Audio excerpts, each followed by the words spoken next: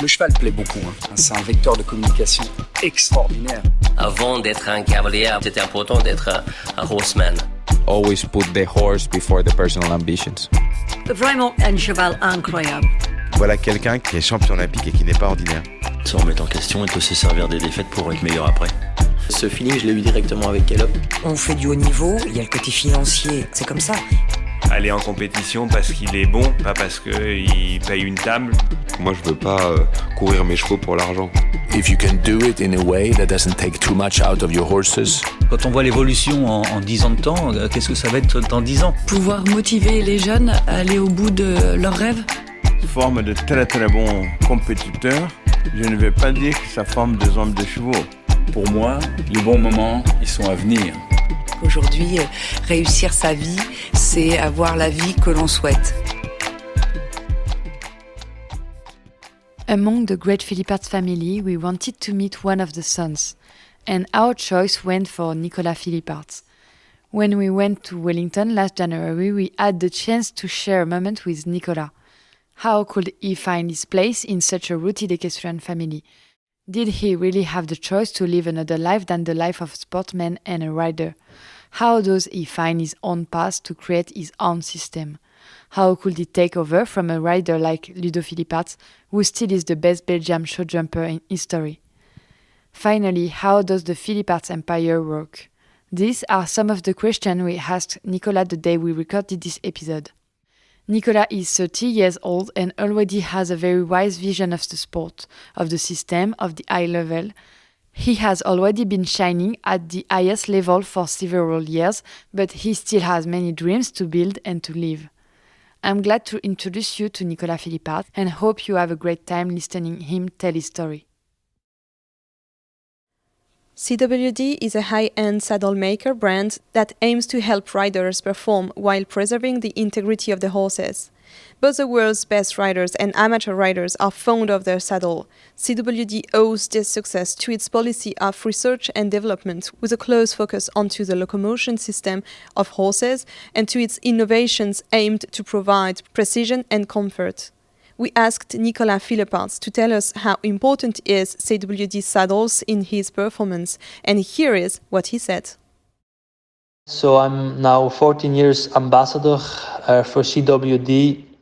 I'm very happy with them.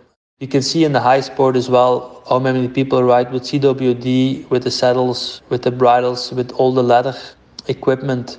I think they really try to adapt the saddles for the best way that the horse feels it good. And it's a fantastic company to be an ambassador for. They follow you up very well, the service is good. They come and check a few times a year if everything fits well, and I'm very happy with them. Hopefully we can still have a long-time partnership. I'm looking forward to be in the future with them. Hi Nicola. Hello. Thank you so much for having us here in the Stables in Wellington. We are honored to be able to do this interview with you today. So I'm going to introduce you and then you will let us know who you are. But you are a Belgian show jumper. You are a pure equestrian breed. Your father is Ludo Philippaerts, your mother, Veronique, and you also have a twin brother, Olivier, who's riding as well, top level also. You started riding at a very early age and already had very great successes in the pony circuit. You then kept evolving and competed in the junior and young riders categories. In 2010, you were gold medalist in the Youth Olympic Games in Singapore. And a couple of years later, you participated to 2 major championships with your horse, Carlos Z. You went both to the European Junior and Young Riders Championships. 2016, you qualified for Rio Olympic Games. And 2018, Barcelona Night Cup final, you got the gold medal with your team, riding Harley VD Bishop. So can you start by introducing yourself and telling us who you are and how you would define yourself? Well, I'm Nicola Philippaerts. I'm from Belgium. My father is show jumper Ludo Philippaerts. I think he's very known in the circuit, and he taught me everything until now. I think he still teaches me everything. He's been there for 40 years. He built the stables up himself. We have a big stable, about 150 horses. I have 3 brothers. Olivier, my twin. Olivier is my other twin, and then Thibaut and Anthony. We live in Belgium, close to the border of Holland, in Limburg, Oudsbergen it's called. And yeah, I enjoy a lot what I do. I go every week to the show, and I think I love what I do. And if you can do that every week, it's very nice. So, Nicola, what was your early childhood like? What did the young Nicola dream about when he was about 10 years old? Well, I started riding even before, when I was 5 or 6. I saw my father at the big shows, going to Aachen, going to watch him at the championships. And of course, if you see that at a young age, you dream of doing that one day yourself. I would go with my mother to the big shows, and sometimes I would sit in front of my father on the horse, and I never saw something else. Like I tried many different sports. I did tennis, soccer, swimming, but in the end I always came back. My father was very clever with that, because when I was very young I got some good ponies. We had a Shetland pony, it was called Fritz. It started with that. He was actually very nice. And then I had the B pony Nico, which I started jumping with actually. And then I fell a little bit into it. I never saw something else. We had the horse at home, and my father was always there on the side, together with my uncle Johan. He helped me also a lot when I was young, because my father was always riding on a high level. So in the weekends, Johan would go together with my mother to the shows, and then my father, when he had time, he would come over. That's a little bit how it started, and yeah, until now I never regret making a decision to go professional with the horses, and I love what I do. So, was it inevitable for you to become a professional rider? Like, do you think that at very early age you already knew that you would be professional one day, or was it maybe later that you decided at some point that you would become a pro rider as well? Well, like I said, I never saw something else. Most likely I would have turned into it as well, but in the end it also needs to work out. You need to work hard for it, and I think my father was very important. That my father and my mother also, I think in the bad times my mother was always there to really give me support, and my father he really knew how to create a rider and give me a good system to be able to be on a high level. And I made a decision quite early already. We did a top sport school in Belgium. So the decision with Olivier and me was quite early already, that we really want to do this and really want to make our life in show jumping and being around horses, because we really liked it to compete and to be around horses. So could you tell us about the major steps of your career, the ones that brought you to be where you are today, and maybe also the people that helped you to get there? Yeah, when I was young, we rode B ponies and C ponies, but I think the major thing was a little bit with the D ponies. I got a very good pony. It was Top Tiara de Luna. It was the old horse of Julian Melchior, and then my father he actually found a way to buy it, and yeah, that started. Before we would always go a lot of trading shows, and at the beginning of the ponies for me it was not so easy to start. I had it difficult to see my distances, and I would sometimes forget once a course, and then luckily my father was there and my mother. We would drive in the weekends, every weekend, to a trading show, and then I would miss my car, so I have a bad round. So it was not always easy, for sure not in the winter. But then I think the main step was with Top Tiara de Luna. She was an unbelievable pony. She taught me a lot, and we went to the Europeans in Freudenberg. I think that was maybe 2006 or 2007, and then we got fourth with the team and fourth individual together with my brother on the team, and we owned all 4 ponies on the Europeans. After a few got sold, and that was actually the main step. Afterwards, I was 14 at the time. Afterwards I was quite tall, so I couldn't ride much more with the ponies, so I started into the juniors. The juniors was a good time. I started in the juniors with Jacques de Rie. Was a little chestnut actually. It was actually a big pony, and he taught me in the juniors to jump some bigger shows. Then we went to Prague, a European Championship. That was with Quincy de Rossi. That was actually also a very nice horse.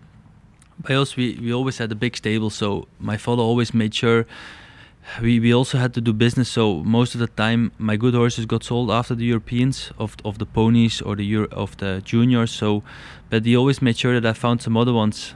And then I think A few years later I went for the Europeans in juniors in Prague, but I was a bit too young. So the first day was fantastic, I was second, and then I didn't qualify anymore for the final. And then step by step I got a very good horse, was called Noble de Virton. It was very spooky. It was very careful but very spooky, and a super horse. And I got my first medal individual, was in Hoofddorp. I think it was 2009 or somewhere like this. Then I got second individual with Noble, and then afterwards the deal was that my father would start riding him. So I think that was the year before Kentucky. So the deal was actually that I would give Noble to my father, that he could try to qualify for the World Equestrian Games there. So he went there. He had a very good run, but in the end he didn't make it for Kentucky, and that was a little bit. Then I think it got sold afterwards.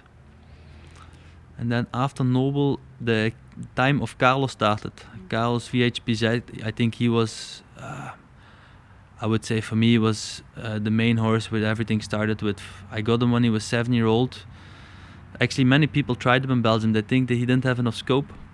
And I got him when I was 7. That was actually a very good time for Carlos to come to me, because I did everything, juniors, young riders and seniors in the end. With him everything started. Then we went to Jardy for the juniors Europeans.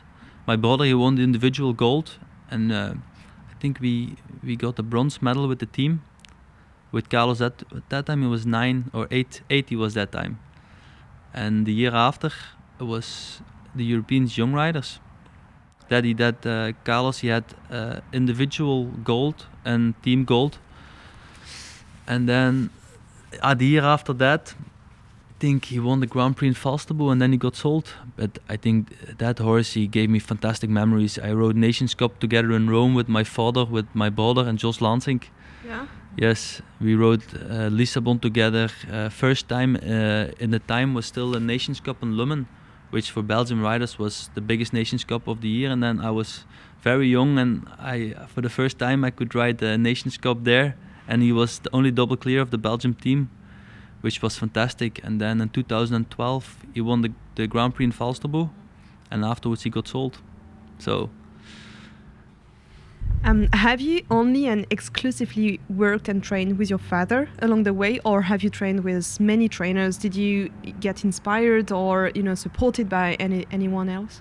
I never went for a few months to a different place, but I always had trained. I did once a clinic by Marcus Ening. I went to Lutker for a few days. I trained with Christian Alman, and I think there were quite a few. I think it's very important as a rider to find the best in yourself, not copy the best riders in the world, but they can always help you in some different ways, and try to find the good points of them. So I went to many different riders and learned a lot from every different system and every different rider, yeah. But mostly my father was there. I think my father, he taught me a lot. He always said to me, you have to go to the collecting ring and look what they do, how they are, and you can learn a lot from that. You can nearly learn more in the collecting ring, how the top riders in the world, how they warm up their horses, how they jump, than in the ring. So I always did that a lot. We read that your father and the long list of his achievements made him the best Belgian rider in history. And you also tell us that he taught you everything. Were there times when you could also feel pressured, being the son of Ludo Philippaerts?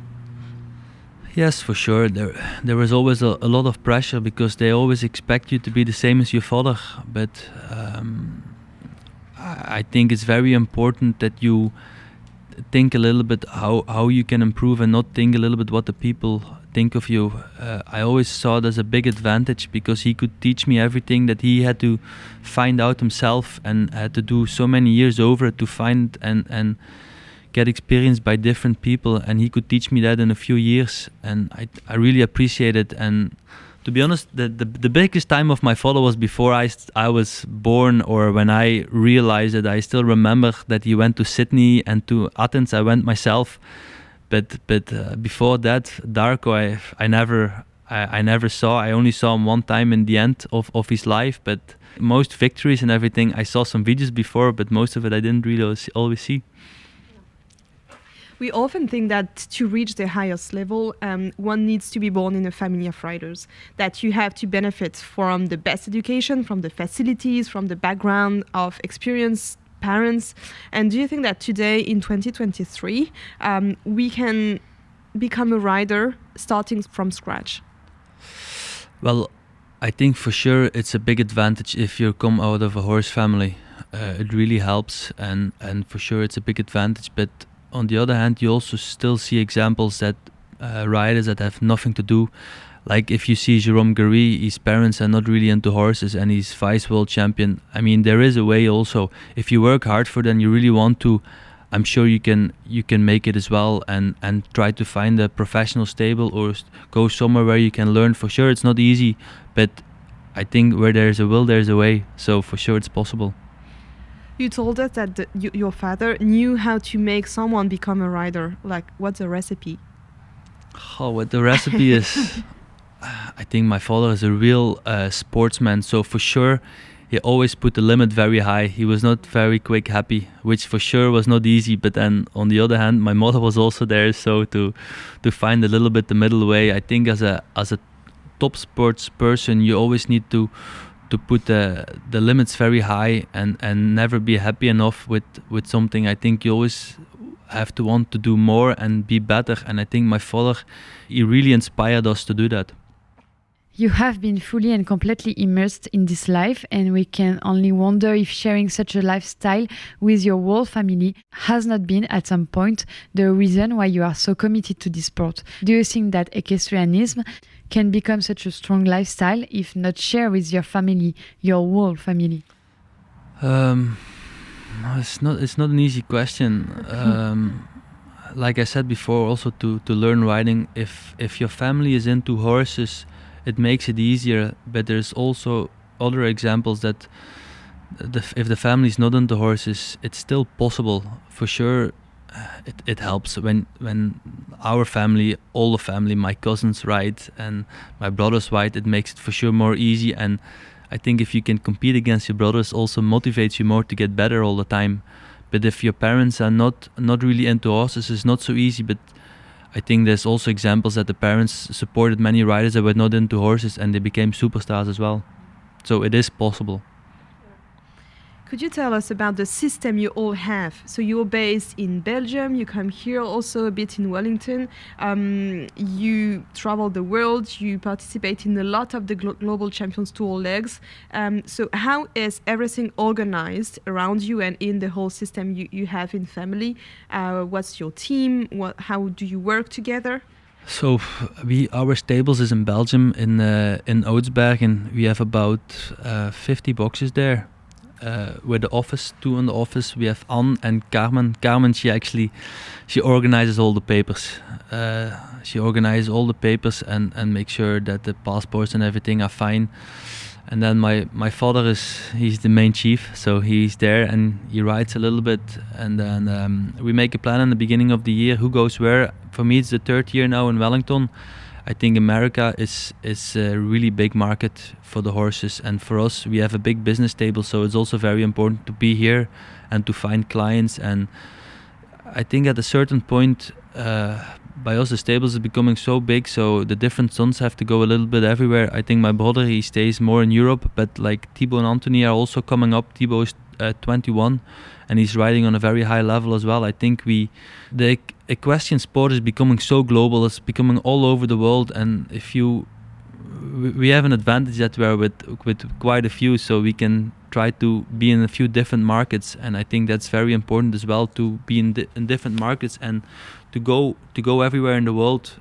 Olivier and me, we've been competing nearly every week since we were 18 on quite a high level, and I think it's nice. You see many different people, you see many different countries, and if you think sometimes where the horses bring you, you would never thought that before. You just explained us you have followed the perfect path of a show jumping rider. You went through the pony system and then got involved in the all circuit, starting with the European Championships. You participated in your first Nation Cup in 2011, and the same year you won your first World Cups. Do you think that this very logical and smooth evolution has been one of the key of your success? Yes, I think for sure Carlos made me a better rider also when I was very young. I was very lucky. Olivier had charisma, which was very good, and after Cabrio, and I was very lucky to have Carlos. I think if you have a good horse, it makes you a better rider as well. It gives you confidence on the big shows, and Carlos, I was lucky that Carlos, he brought me till the end on the highest level, and since then, if you get the feeling on a really good horse, you can also try to put the feeling on a other horse. Maybe if it's going to be less good sometimes as well, but you can try to make it a better horse. And I think if you see every good rider, if they can have a very good horse in the beginning of their career, it makes them a better rider as well. So for me, Carlos was a big key for me to be on the level where I am now. We recorded an episode with Eric Levallois, who was Diamant de Semi riders, yes. And he told us that if you have a good horse, even if you are an average rider, you will become a good rider. But if you are a good, talented rider, if you ride an average, regular horse, you will stay an average rider. You won't perform and compete at the highest level. Yeah, I think by us, in our sport, the horse is very important as well. I would say 60% is the horse and 40% is the rider, or even 70 and 30. But I do think if you want to be a very good rider, you need to have once in your life a very good horse to get the feeling what it is to have a really good horse. And I think Eric is right. I think you need to have once a very good horse in your career to really improve. And if you have one really good horse, it makes the other ones better as well. Yeah? Yes. I think horseback riding is also very mentally, it's very important as well. If you go to the shows and you have a feeling that you cannot knock a rail down, then all the other ones get better as well. If you see now Hendrik van Eckermann, he has one superstar of a horse, and for sure he has many good horses as well, but one superstar of a horse like this makes the other ones better as well, because you think you cannot make a fault at the moment.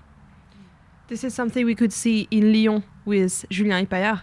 Yeah, you see with Julien as well. He couldn't knock a pole down. Yes, and if you see, there's many riders that have a flow like this for months or for years, and I think you really need to enjoy these moments when you're in the flow and you cannot knock a rail, because it's very hard, and sometimes you forget how hard it is to win a Grand Prix or to be placed in these classes. And then of course you also see many riders that are there for so many years on a high level, and I really respect that. If you can see riders that are already there for 30 years, so like John Whittaker, how many good horses he made, or how many results he made even with a horse that is average but would still win Grand Prix and everything, you can only respect that. You are part of this new generation of riders with your brother, Olivier, who now embody this new sport which gathers so many facets. Have you seen some evolution in this sport over the last decade? And how do you think things will change in the future? Well, I cannot look into the future, so I'm very curious how our sport is going to be in the next 10 years. If you see how it changed already the last 10 years, everything is becoming so professional, everything is becoming so global, all the details. Like now you win Grand Prix on hundreds of seconds, or you lose Grand Prix on hundreds of seconds, and if you see in Belgium, the youth is really coming up, and I'm not really by the young ones anymore. I'm getting a little bit older, and if you see Gilles Thomas, Thibaut Spitz, my brother Thibaut Philippaerts, how keen they are, and I think it's very nice, and I'm very curious how it's going to be. I think the details in the sport is becoming so professional. Nutritions, the food, how they move, how you can prevent injuries. I would say it's 10 years ago it was different than it is now, and I'm very curious how it's going to be in 10 years. Do you sometimes talk with your father to try to a little bit understand the gap that the sport he used to ride and compete in and the sport you are now competing in? Do you try to get his insights, from the former generation, former sports? Yeah, okay, for sure in his prime years it was also very difficult to win, but the courses were different, the course designers were different, the material was different. But I think a superstar in that time, like John Whittaker with Milton, I think he could still win a Grand Prix now as well. I think that hasn't changed, but for sure the jumps, the footings and everything is becoming more professional. And maybe 10 years or 15 years ago you could win a Grand Prix with 2-3 seconds difference, you could win a Grand Prix, but now it's hundreds of seconds. Sometimes there's 2 winners in a Grand Prix at the same time. It's crazy, I think. And talking about the evolution of sport, we also have to talk about the rising number of competitions and the significant also place of money now. You are riding in a team in the Global Champions Tour. This is a new circuit and you're part of the Stockholm Hertz this year. What do you think of the emergence of this new format, of this new circuit? And also, do you believe that these kind of shows can also drive us toward a more elitist sport? Well, I think the Global Champions Tour, it's one league. There's many different leagues in the world. You have the Major League here in America, and you have the Rolex Grand Slams, these shows. There's a lot of different competitions, but I do think Jan, he started in 2006 with the Global Champions Tour. He particularly also changed a bit the sport. I think if you see the prize money that becoming in the sport now, it's also a bit through Jan Tops, I think. But for sure, personally for me, I like all circuits. I love the Rolex Grand Prix. They're unbelievable sport. If I could choose, for me, the best show in the world is still Aachen. If you can win as a rider one time the Grand Prix of Aachen, it's like a major thing in a career. But for sure, the Global Champions Tour is also important. I think as a rider, you have to try to be on all circuits, which is not easy if you don't have many horses. But I think you need to pick a little bit, make a good plan, and try to be there a little bit on all the different leagues to be a complete rider.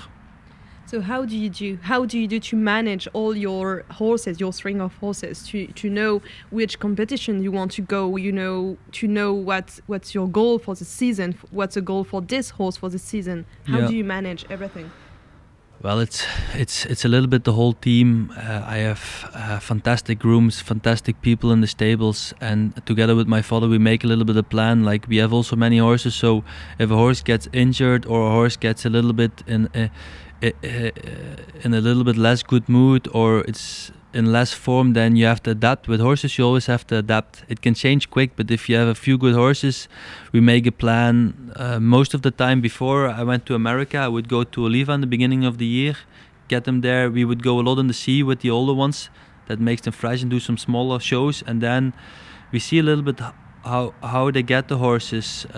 Some you go there and they come back fantastic, and some they need a little bit more time. But I think it's very important to adapt on the horse and give it time to how do I say it? A horse needs sometimes more time than you think on the highest level, because sometimes they're insecure, but you really need to take your time with every single horse to get the best out of it. And sometimes it's not so easy in our sport to give the horse enough time to get ready for the highest level. So you are part of a very strong nation of riders. In the last few years, Belgium has not been left behind in the big championships and big events. Do you think it is a country that offers young riders the chance to prove themselves at major competitions or championships? Yes, I think for sure Belgium is a country that really promotes the youth and the upcoming riders. Like we said, we're very fortunate. There's also many good riders, and also because there's many different shows and many different leagues, the opportunity of younger riders or new combinations is way higher to get chances. Before there would be less shows, and then the top 30 riders or the top 50 riders would go to the same shows. But now there's so many shows in the summer, which is it's only good. There's many more shows, many more 5-stars. So if you have a young horse or you're young, new in the high level, there's more chances to be seen in now than there was 5-10 years ago. So I think that's very positive. Is it important for you to wear the colors of your nation? Has it always been a deep ambition of yours, as it was for your father? Yes, I think 100%. I love to ride for my country, and I think a Nations Cup is still the satisfaction when you can win a Nations Cup somewhere with your team and represent your country. I think I'm very Belgian, and really gonna stay like this. You told us before that as business is a huge part of your career, you have to sell your horses. Even the good horses, after every championships, will be sold, and it was a case with H&M All In. So while preparing this interview, we discovered that you started the international career of the Olympic horse H&M All In. So you competed him at the age of 6 during the World Championships in Lanaken. At that time, did you already know that this horse was making his way towards such an incredible career? Yeah, actually, Alan is a fantastic story as well. I was in Antwerpen at the time when Alan was 6, and I spoke to the owners there, and we were having a drink after the class, and he said, I have a new Carlos for you. So nice. I said, then it has to be a very good horse, but he says, I'm convinced it's going to be a very good horse. And then 2 or 3 days later we called, and he said, yeah, I cannot come to you, but the horse has to go to the show in Woutershof. It's a national show in Belgium. And he says, but why don't you take your saddle with, and you can try it, and you can jump him in the ring the same day. So okay, we did it. I took my saddle with, and I tried him. He was he had a lot of blood, and was very sensitive and quite hot. So I tried it in the collecting ring, and he jumped very good. And then I rode in the ring, he jumped really good. I told him straight away, you can come with the horse to us. Alan was, for sure, when he was young, he was not easy. He was very sensitive, a lot of blood, but the feeling you would have him was, he had an unbelievable feeling. But he was at home, at the shows he actually was more easy than at home. At home he was hot, and he would spook from flags or from little things. But if you see at the record from 6 to 7, I think he jumped 36 times and he was 34 times clear. And in Lanaken he jumped unbelievable. I think Peter, he came a little bit afterwards. He came one day, he tried it, and he was crazy about the horse. He came straight away the day after with Charlotte Soderstrom, which is the owner of Alan. We are very fortunate as well to have Charlotte now, as we're sponsored by H&M for quite a few years now, and she bought the horse for Peter. And I think that horse also, it made most part of Peter's career. I think if you see how many medals that horse won in the last years, it's just unbelievable. And for me, it would be stupid to say that I knew it was going to be a horse like this, because you can never know. I know it was a very good horse, but in the time, like I said, we have a business table, so we have to sell the horses. But that it was going to be a horse like this, I don't think you can know. You cannot know that a horse. I think the horse, he won more than 6 medals or something. You cannot know in advance, but for sure it was always a very good horse. 8 years ago, you started riding under the colors of your main sponsor, the Swedish clothing brand H&M. Can you explain to us what it brings you to be supported by the brand like H&M in the team with no less than Peder Fredriksson and Malin Bayer-Johnson? Well, H&M, we started, I think, in 2015. I'm very fortunate that Olivier and me, we can be ambassadors for H&M. It's a fantastic company, and it's really nice to represent them. And the people from H&M, they're nearly family now. We laugh a lot. We did team buildings before, and if you can be with Malin and with Peter in the team, it makes you a better rider as well. It's a really good team spirit, and always when we go together, when there's a show in Stockholm or in Gothenburg, we do team dinners and we have a lot of fun. And I think we're very fortunate to have such a massive company behind us with so nice people. Do you know what were the original intentions of the brands when starting to invest and to support riders, show jumpers? Well, H&M is already for many years in the sport. I think Malin, she's nearly 25 years with them for such a long time, and I think they saw an opportunity also in Equestrian that is becoming so global. If you see how the sport is growing, I think it's very interesting for them to be in it, and they saw it very well. And these people also, they're in it for the long run. If you see, Peter is 20 years, Malan maybe 25 years, and I don't know exactly, but for such a long time, and they're really invested in the sport, and I think it's been a very good decision for them. In 2016, you participated in your first Olympic Games in Rio with your horse, Silver Star.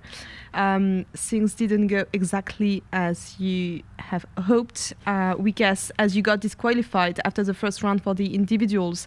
After this, some articles were published in the media and you declared in a press release, "Today some people make me look like a torturer, but this is very painful to me. The relationship between the horse and the rider is very intense. Silver Star and I are a team. We do everything together and we need each other."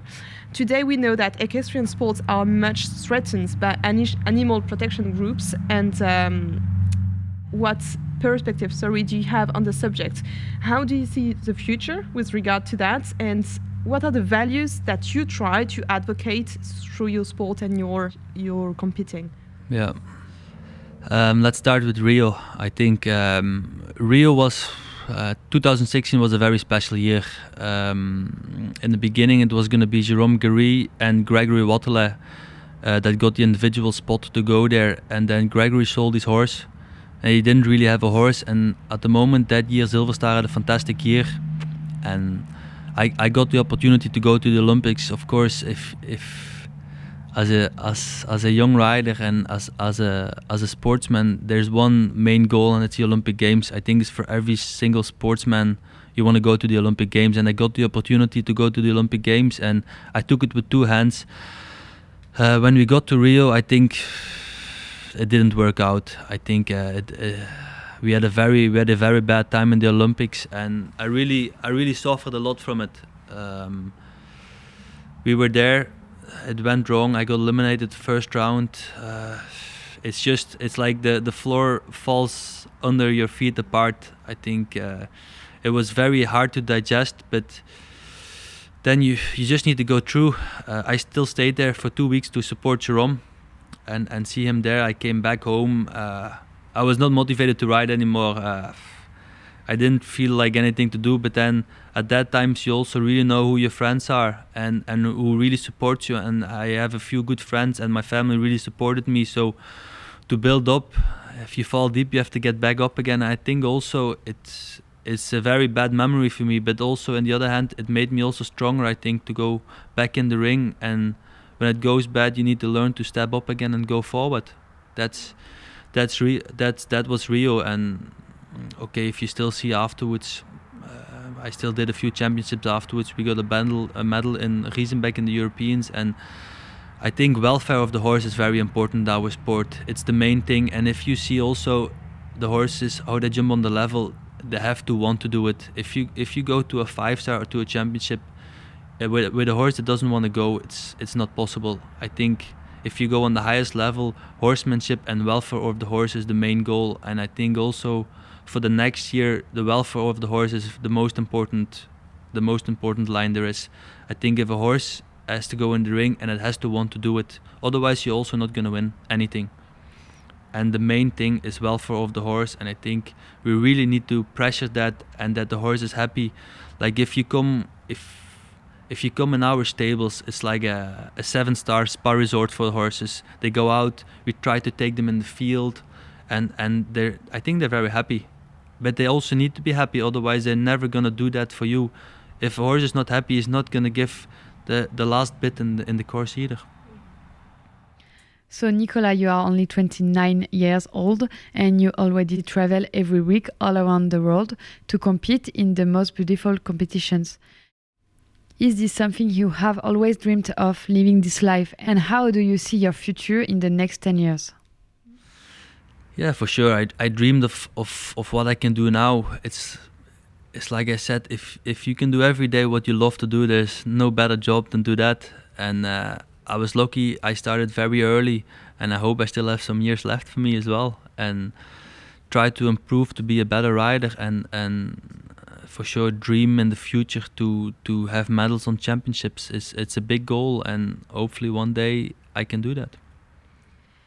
You told us that as a sportsman, you should not be happy quick enough about what you have. And we have told Chris Petter, who was Olympic champion, who was world number one, and he confessed that being world number one was like the ultimate goal he had, as winning one specific championship is something you just have to be a little bit of lucky at the moment. You have to have the right horse in the right time, you know.